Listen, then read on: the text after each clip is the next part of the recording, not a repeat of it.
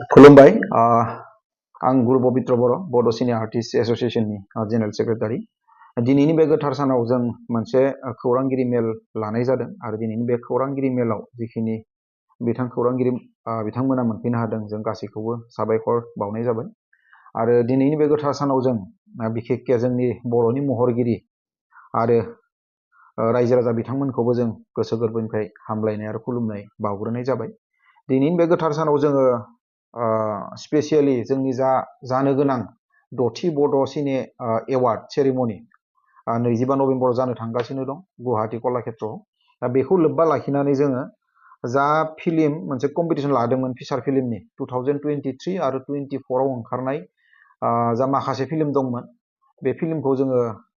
जोंनि जुरि बर्डआ गोबाव समनिफ्राय जिरायनानै दिनै फाइनेल स्टेजाव लाबोनो हाबाय आरो बिथांमोना दिनै बे फाइनेल स्टेजनि जा मोनसे रिजाल्ट माने मोनफ्रोमबो केटेगरिनि एगेन्स्टआव जा साथाम थानाय मोनसे नमिनिनि रिजाल्ट बेखौ बिथांमोना फोस्रावनो थांगासिनो दं आरो बे फोस्रावनाय हाबाफारियाव जों दिनै गोजोननाय मोनदों आरो जोंनि गेजेराव जा जुरि बर्ड दंमोन आं दिनै सिनायथि होनो नागिरदों गासैखौबो जोंनि गेजेराव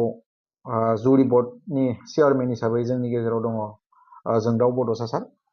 गासैबो सिनायखायो बिथाङा जाबाय जोंनि जुरि बर्डनि चेयारमेन आरो जुरि मेम्बार हिसाबै दं जोंनि गेजेराव मदाराम बसुमतारी सार आरो दंबावो जोंनि गेजेराव हरेश्वर स्वर्गियारी सार आरो जों दंबावोमोन सापर्टिं जुरि हिसाबै जोंनि जयन्त नार्जारी सार दिनै जों बे समाव जोंनि जुरि बर्डनि चेयारमेन बिथांखौनो आं जोंनि नमिनिसफोरखौ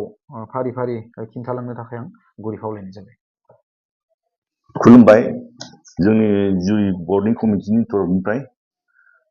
जों देग्लायनि बे 6 बड' film award nominee list for बड' फिचार फिल्मा 2023 ओमफ्राय 24 बाव जों बोसोरनैनि आरो बाव जों टटेल 19टा फिल्म नायदों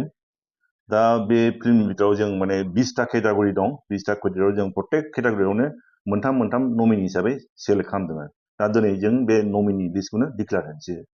दा सिगाङावनो जाबाय नाम्बार 1आव दं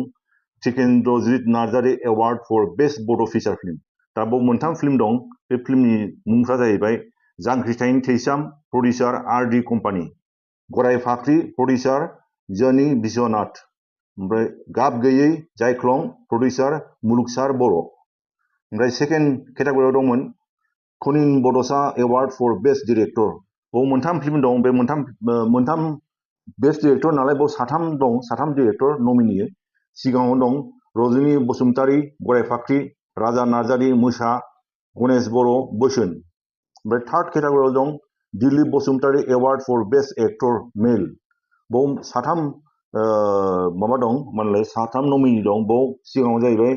सुखबीर कार्जी जांख्रिथाय थैसाम लिंसार बसुमतारी मोसा ओम प्रकाश केलकातारी बोसोन ओमफ्राय फोर्थआव दं Sutri Brahma award for best actor female बाव साथाम नमिनिया जाहैबाय सिगाङाव दं हेलेना दैमारी दाहाल संगिना ब्रह्म गराय गाब गैयै जायख्लं मनालिसा हाजोवारी मैना ओमफ्राय फिफ्थ माबायाव केटेगरियाव दं Basudev Deuri award for best music composer for a song बाव साथाम नमिनिया जाहैबाय अमर बर' थैसाम 2 देबजित ब्रह्म गुथाल बिपुल दैमारी एन्ड दिनो बसुमतारी बोसोन ओमफ्राय सिक्स केटेगरियाव दं Manjit Narzary award for best choreographer बाव साथाम नमिनिया जाहैबाय बिग्राय बसुमतारी मोसा फाखन एन्ड फुंखा दाहाल सोमजोर बसुमतारी गुथाल बे सेभेन केटेगरियाव दं Leni Basumatary award for best child artist बाव साथाम नमिनिया जाहैबाय पिंकी दैमारी गाब गैयै जायख्लं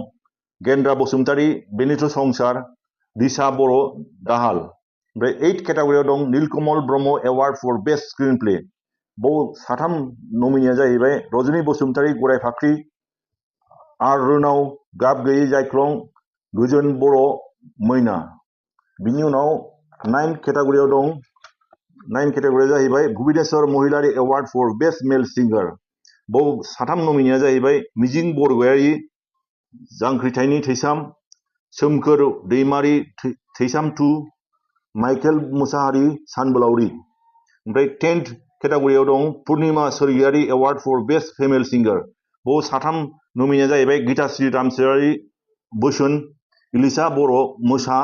पुर्निमा बसुमतारि सानबोलावरि ओमफ्राय 11th केटेगरियाव दं Siddhartha Das Paplu award for best editor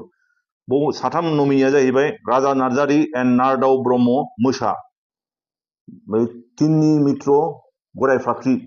अमृत बसुमतारि बोसोन ओमफ्राय 12th केटेगरियाव दं Bishal Basumatary award for best negative character बाव साथाम नमिनिया जाहैबाय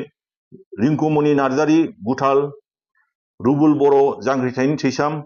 राजश्री बसुमतारि जों बर' ओमफ्राय 13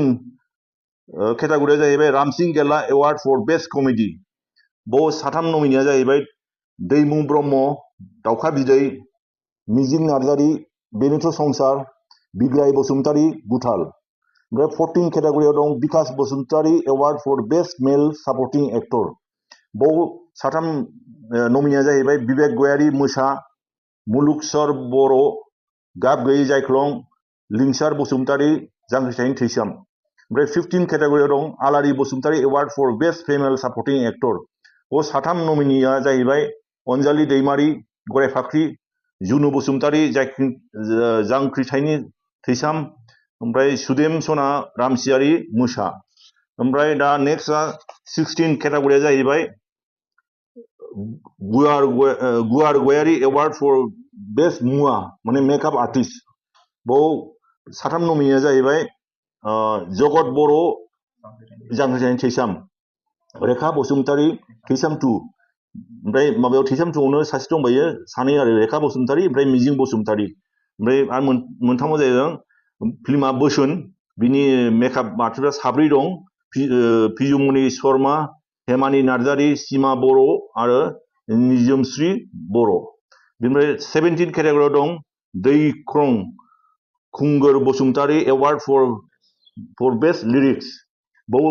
साथाम नमिनिया जाहैबाय सोमखोर दैमारि जांख्रिथायनि थैसाम सपन कुमार ब्रह्म बर'नि थै सोरांसा बर' गाब गैयै जायख्लं ओमफ्राय 18 केटेगरियाव दं गपाल सोरगियारि एवार्ड फर बेस्ट डिअपि माने सिनेमाट'ग्राफि बाव साथाम नमिनिया जाहैबाय प्रदीप दैमारि जांख्रिथायनि थैसाम ओमफ्राय भला नार्जारि भरा खेरखातारि बोसोन सिदा बरा गराय फाख्रि ओमफ्राय 19 केटेगरियाव दं Kanaklal Swargiary award for best music director बाव साथाम नमिनिया जाहैबाय सोरां ब्रह्म जांख्रिथायनि थैसाम सोरांसा बसुमतारि बर'नि थै देबनारायण ब्रह्म मोसा ओमफ्राय लास्ट आरो 20 माबा केटेगरिया जाहैबाय Kailash Deju award for best action director बाव मोनथाम नमिनिया जाहैबाय केनि बसुमतारि जांख्रिथाय थैसाम सपन कुमार ब्रह्म बर'नि थै बे बर'नि थैयावनो साथामनि नाम दं बाव शंकर नार्जारि फाखि बसुमतारि आरो बे सपन कुमार ब्रह्म ओमफ्राय थामथियाव दं नैबे बिजु दैमारि एन जितुमनि सुत्रधर बोसोन दा बेखिनियानोसै आरो ओमफ्राय बिनि मेनसन मोनसे पार्टिकुलार फिल्म बा डिरेक्टरखौ जों फोसावगोन बेखौ जों बे एवार्डनि समावसो फोसावनाय जागोन दा बेनोसै आरो गोजोन्थों